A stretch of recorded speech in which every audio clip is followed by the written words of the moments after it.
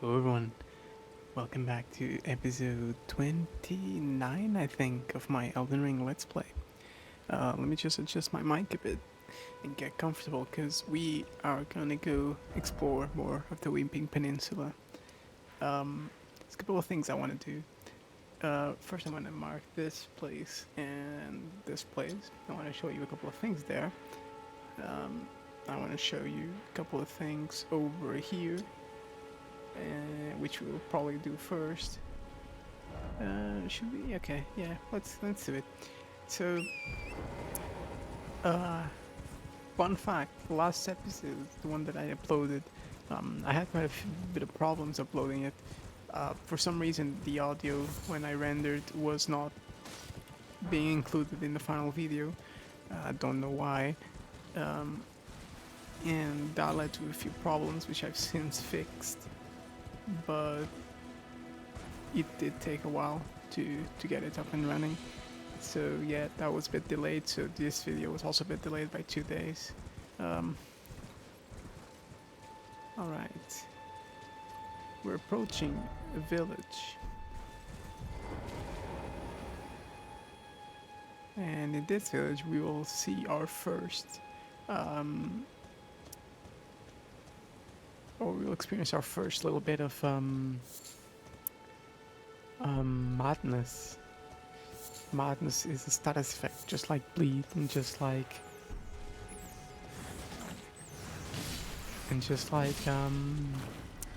frost and poison and scarlet rot.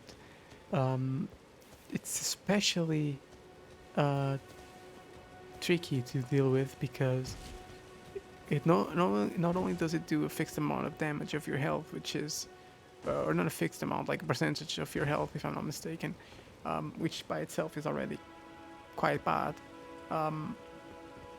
It also stuns you for a bit, so you definitely do not want to deal with madness. Before we do that, let's get a little view of is it Castle Morn? Is that the name? I do believe it is. Quite a big place, actually. You can see the giant over there. Yeah, we'll go there eventually. I mark these two places I want to visit, but I do want to visit the church first, and then we'll explore the forest.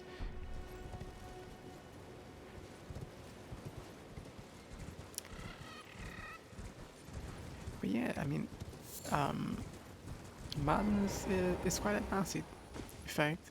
Thankfully, it doesn't really show up too often in the game. I think they did a good job balancing where madness shows up. So it's not really like problematic. And generally speaking, you have enough tools to deal with it whenever it shows up, simply by killing like the enemies before they apply their madness debuff on you. For the most part, there is a section in the game where you can't actually do that all too well.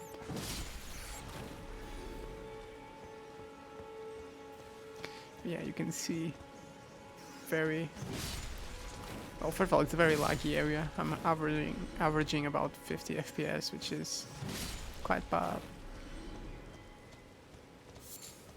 But I guess that's the problem with this deep vegetation.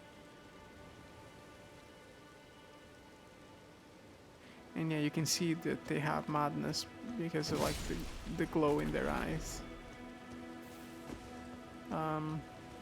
I There is an ending related to madness. Madness is the product of, and I believe we can actually, before I tell you about that, because I'm not sure where you'll learn about it. So let me see if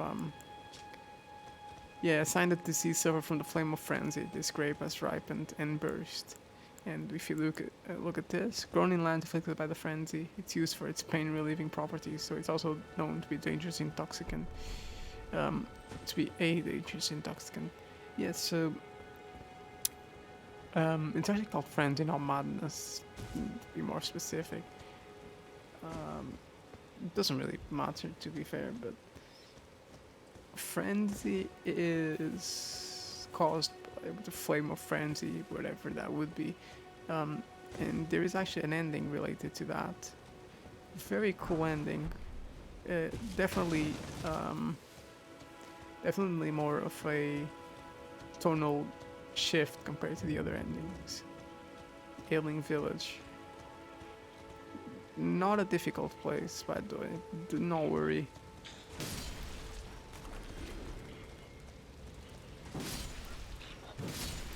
No, not only are they like completely frozen in place and being useless, they're not exactly hard enemies to begin with. Weathered Straight Sword. Don't think that has any lore. I'll read it in a bit. But obviously, do still be careful when you come here.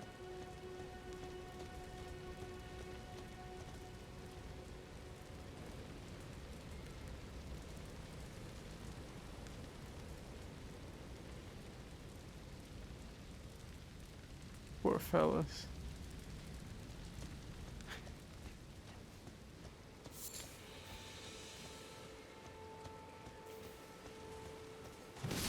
And again, we're one-shotting pretty much everyone, so...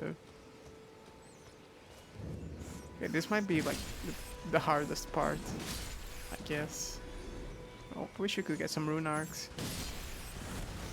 Also, I remembered when I was talking about rune arcs the other day. I forgot to mention you can also get rune arcs from PvP. Makes sense. Yeah, the Flame of Frenzy. I'll read that in a bit. All Dark Souls, Bloodborne, all that stuff. They usually give you one of those when you die.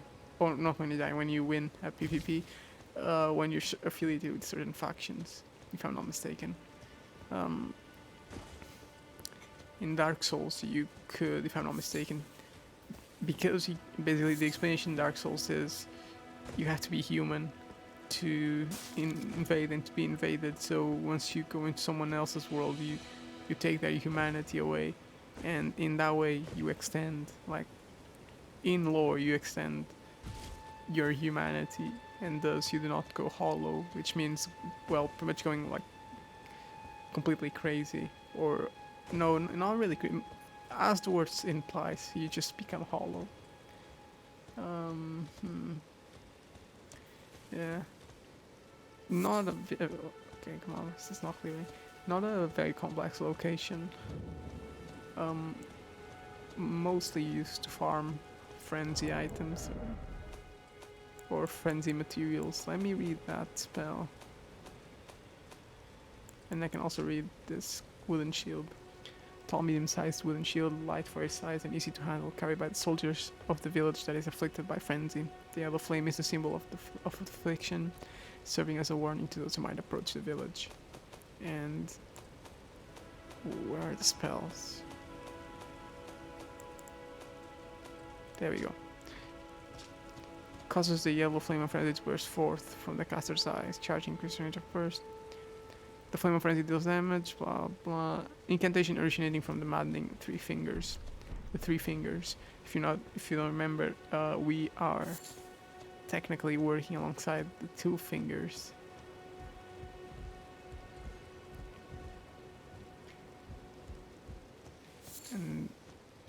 And I believe the Golden Order follows the guidance of the two fingers. Or not. Sort of, it's complicated. There's a side of grace over there. We can go grab it. Although I don't think we'll be coming back here. I mean, maybe if we need some of the items. I guess we could go visit that watchtower over there. Great view of the place. Can we get down?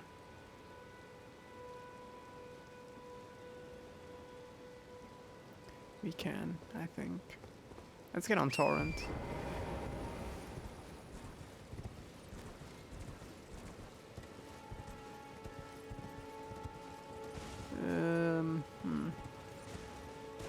Well, I do believe we can. Well,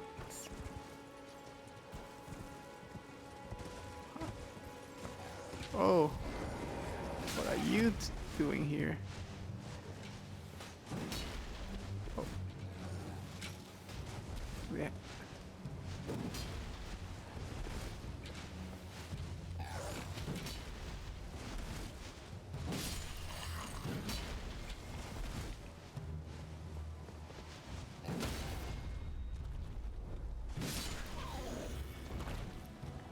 Okay.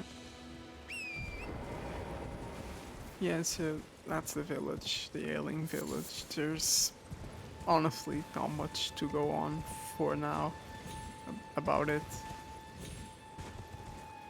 Okay, I guess we have to go back to get down, so may as well take another stroll through the village because it's still a very atmospheric place. Oh my god, please. Golden rune. Yeah, they also drop golden runes. Oh, can get through there. Fair enough. Ooh, the frame time is all over the place in here. Might have to drop a few of my settings down.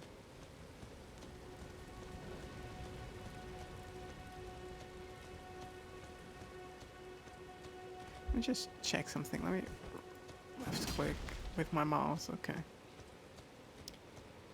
Never mind. I thought maybe I wasn't focused in the game. So Windows was being Windows and just not lagging out the game, but I guess not. Just stuttering.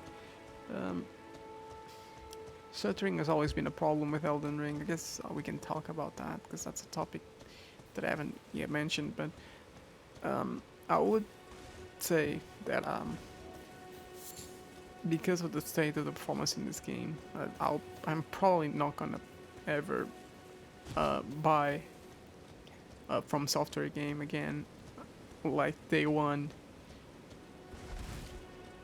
simply because like their performance for the PC port, which has gotten better, I will say that, but it does get worse as the more you play. As seems like it, probably because of like save file bloat. I don't know.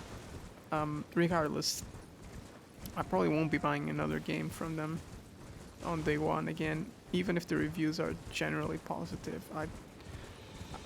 Personally, I do not really admit that or like I'll not allow myself to buy it because I don't know, it just doesn't feel right that I'm supporting a company that's not respecting my time by releasing a product that for all intents and purposes is like inferior to other versions simply because they didn't want to lose more time optimizing it, if that makes sense. I'm not gonna like. I already didn't pre-order, or did I? No, I did buy the game before it released. But after reviews. So I waited for reviews to know if it was good. Oh my god. Okay, see, this is a classic Elden Ring area.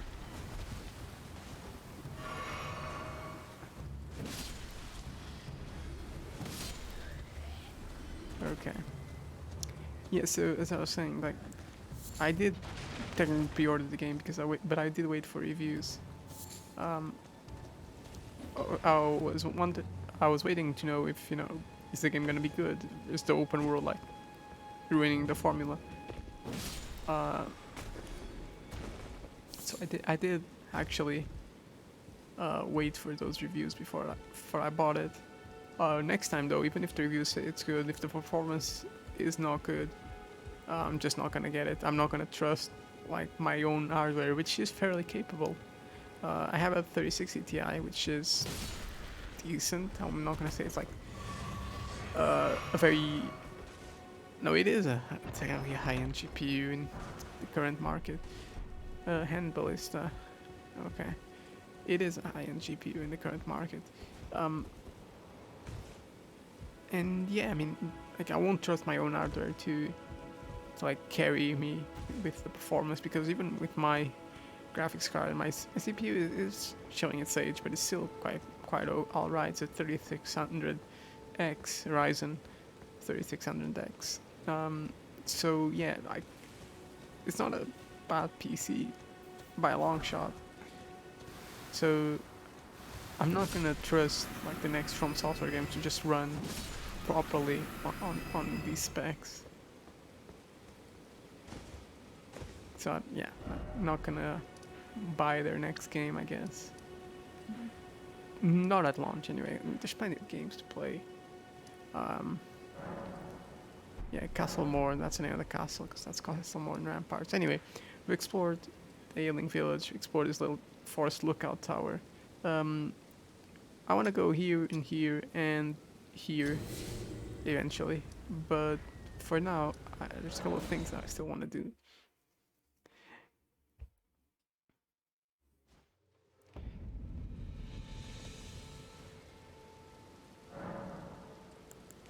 Alright, we can increase the amount replenished, perfect. You can actually, you can go to the Church of Pilgrimage and to the Kalu Baptismal Church. You can get 2 sacred tears from that. That's pretty good. You can come to the Living Peninsula really quick. Come here, get 1, get 2, and you're set. Anyway, a couple of things I want to show. This first thing is, I wouldn't say it's really useful for this playthrough. In fact, it really won't be. I don't know why I'm saying it that way. It definitely won't be. It is a spell. But if you're doing a mage playthrough and you're following along, you should, in my opinion, come here. Somewhere over here. Although it's been a while. Oh, probably that's Scarab, right?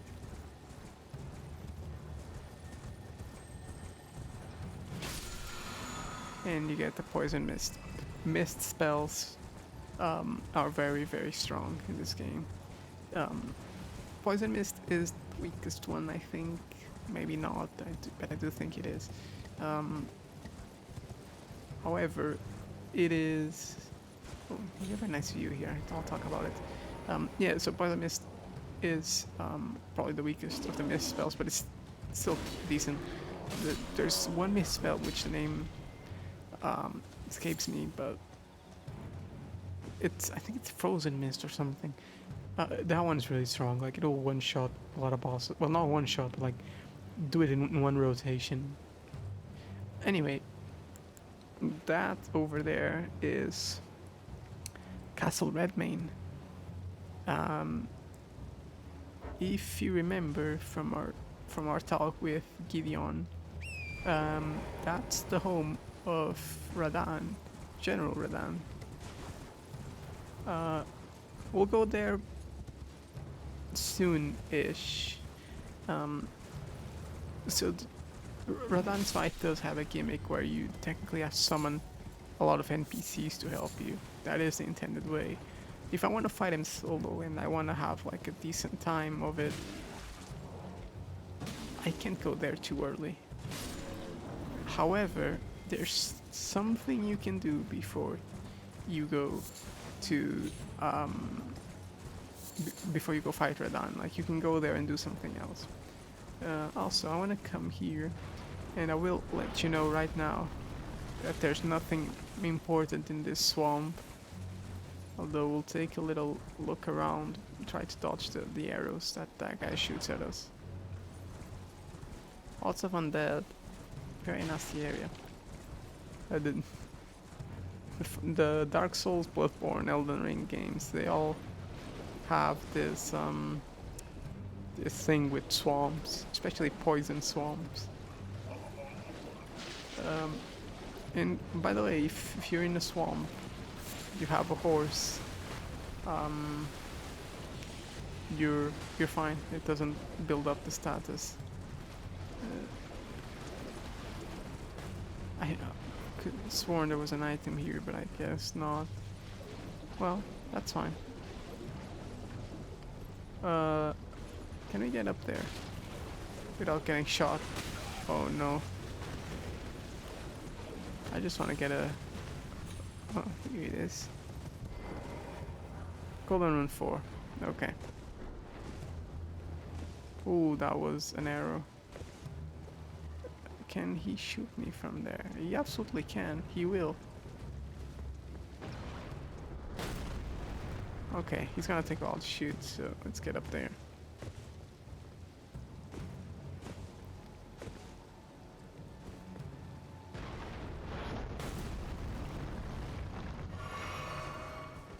Yep, so terrible place to be, really, this swamp. A couple of angry jellyfishes over there. Don't think you can do anything about it. They'll just be angry. Terrible, terrible place to be. Don't really know why this is here. I guess it's just to show how desolate the Weeping Peninsula can be. How terrible. But yeah, no, there's not really anything here.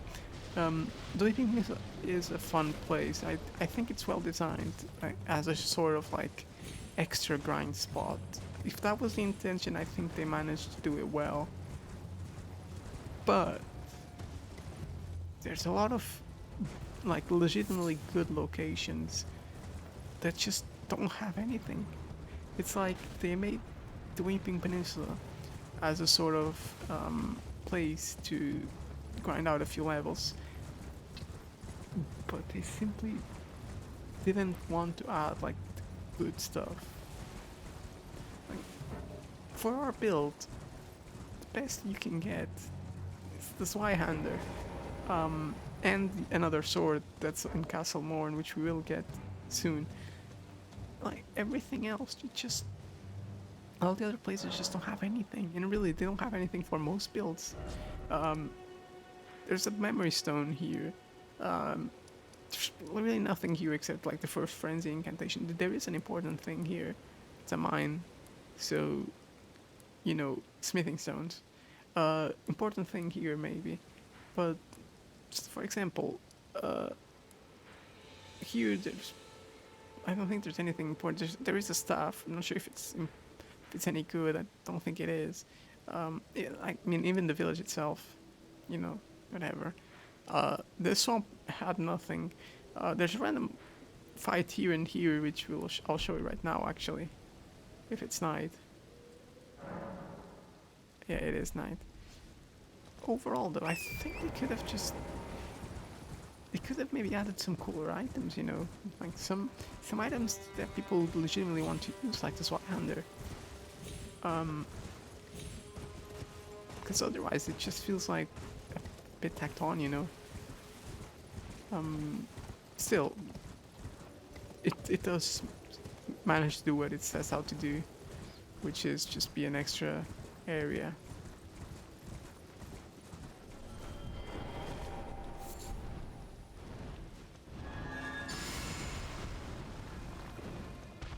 Hello.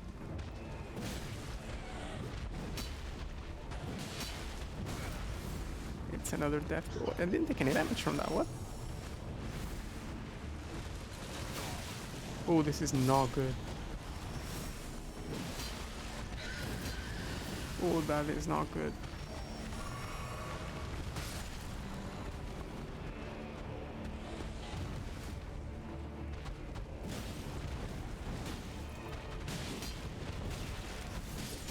Oh no, I'm gonna die.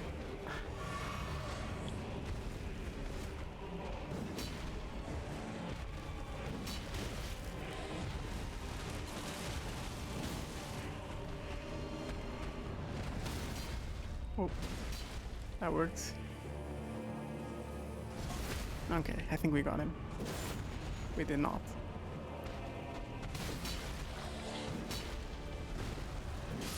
There we go. And this death bird gives us the sacrificial axe. Decent weapon, if I'm not mistaken. Sacrificial axe. Not just using the ancient sacrificial rite. The death bird is because of an evil deity. The power of the rite yet lingers, a small amount of FP is restored upon slaying a foe. Yeah, That little effect is unique to the weapon. It's not part of Dash or 4 or anything. It's just a unique effect. My opinion, not that useful, but I don't think it's a bad weapon, if I'm not mistaken. Oh, and this is important. Golden Seed. Okay, the giant has not seen us. How many golden seeds do we have? We have 2. Where do I see how many golden seeds I have? I have 1. Fair enough. We'll get more soon. Alright.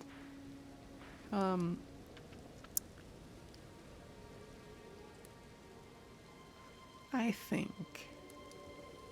oh. I think we have time for a little bit more exploration.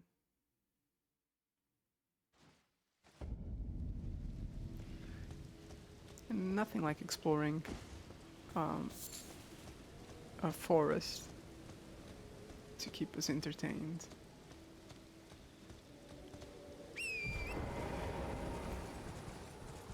Forest at night.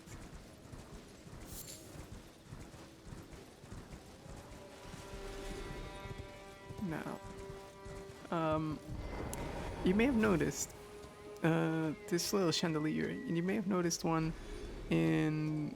Why am I getting runes? Probably someone dying. You ever noticed these lanterns or chandeliers? Basically, they summon a ghost when you get near them. You activate them, which will guide you to a nearby cave or well, location. Doesn't really have to be a cave. Generally they are underground. Not really important because, well, this one we already did the cave. It leads to the cave with the rune bear that we did last episode, I think. So we're fine there. The other one that we saw was in the Mistwoods, and that leads to a very special location which we will go to eventually, but not right now. It's gonna take a while.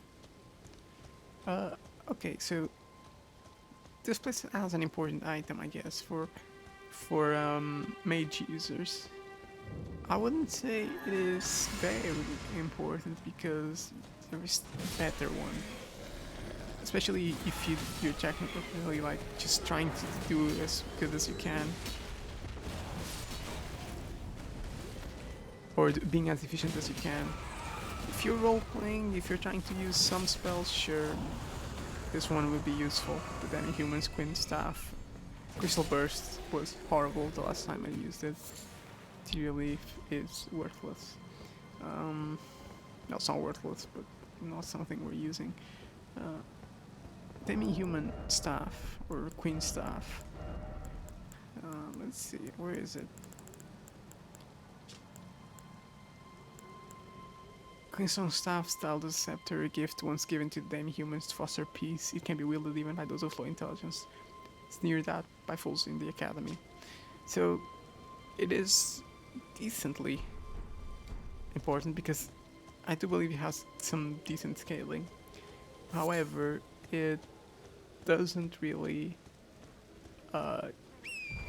boost any spells, and if you're trying to get a early game staff, you may as well just get the one in Caelid, which is the gravity staff. I don't think it's called that, but it affects gravity magic. I think it's called the amethyst staff, maybe. It's a staff with a purple and on top. And that one is, in my opinion, a lot more important. Simply because it boosts gravity magic. It's right next to one of the best spells in the game, and you can't actually upgrade it, so it just scales with intelligence, if I'm not mistaken. Which means, for all intents and purposes, it is a good early game staff that just surpasses all the other staffs you could have at this point. Mushroom. Oh, hello.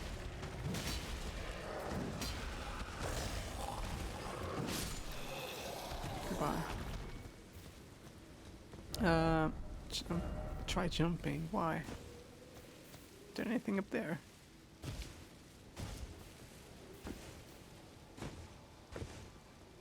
Oh, I see. Alright, I didn't know there was a something here. First off, well done, thank you. Is there a boss? No, I think it seems like it'll just be a chest.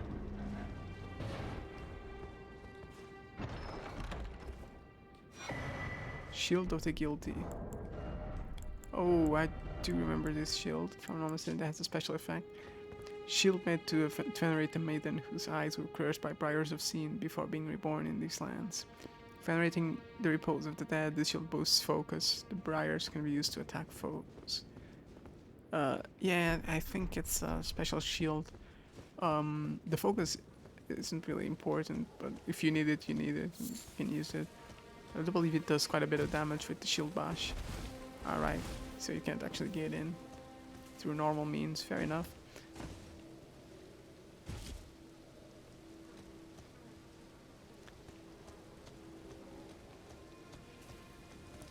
Yeah, so another abandoned village. This one's called Demi-Human Forest Ruins. Okay, it's not really a village, more like just ruins, you know.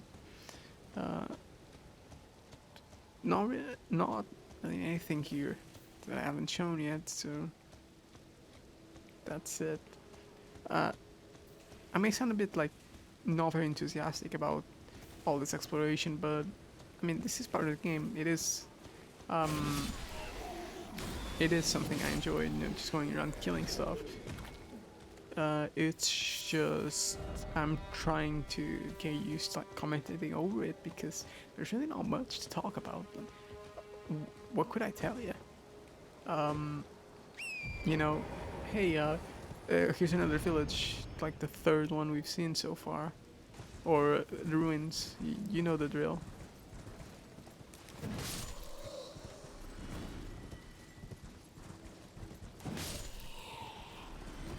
Okay, I know where to finish off this episode, and I'll be at the entrance to this one place right here. This little mine area. Okay, let's get down there first.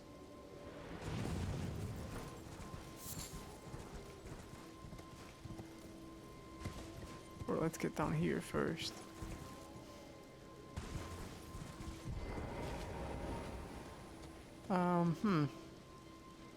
Don't think I want to mess with that, to be honest.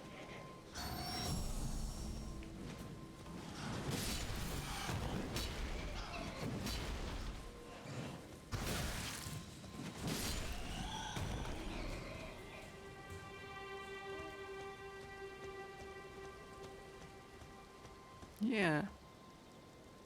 Don't think I want to mess with that. But we will. We will.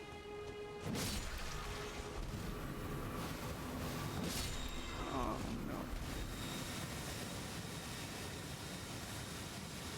no. I don't think there's any point in like killing these plants. You'd really just be wasting your time.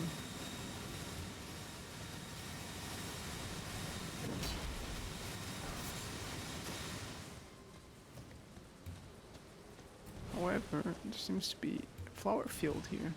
Actually, very pretty. Didn't notice this, but you see all these pink flowers on the ground. It's just like those big flowers. Nice detail. String. Okay. Yeah, I guess we are too strong for this area now.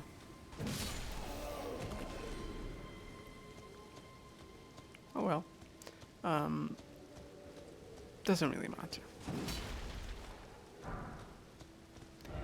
Again, Weeping Peninsula is just a place for you to get more items.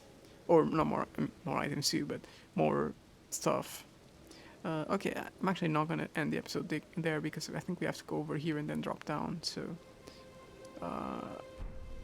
not really easy. Let's just go there real quick, pass through these flowers again and see if there's a way up.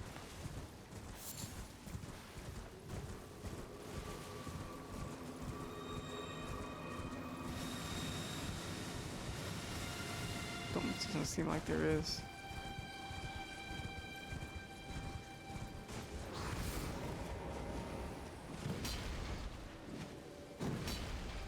Oh, okay.